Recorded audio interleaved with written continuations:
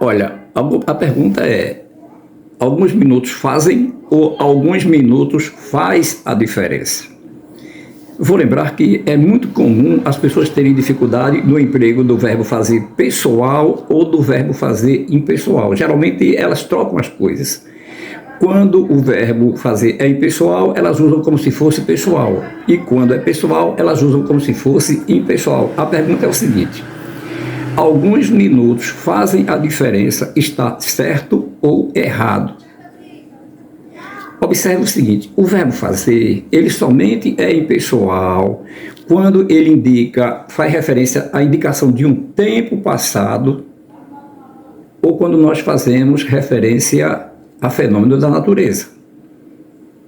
Se eu digo assim, faz 10 anos que ele estava presente, esse verbo fazer está empregado indicando um tempo passado. Nesse caso, o verbo não pode ir para o plural. Porque 10 anos, aí no caso 20 anos, o tempo que eu colocar, ele vai ser um objeto direto, o verbo não tem sujeito. Quando ele indica tempo passado, ele é impessoal. A mesma coisa quando eu digo faz sol e chuva, não é fazem, é faz sol e chuva, porque o verbo fazer está indicando o fenômeno da natureza.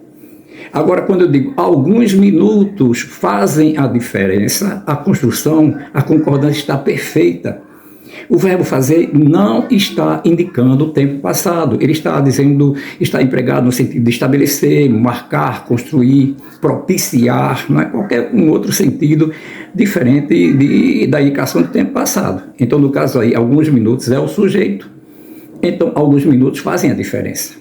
Da mesma forma que eu diria, uma vida faz a diferença, várias vidas fazem a diferença. No caso aí, diferença é objeto direto, alguns minutos é o sujeito. Então, cuidado para não cometer equívocos na utilização do verbo fazer pessoal ou impessoal.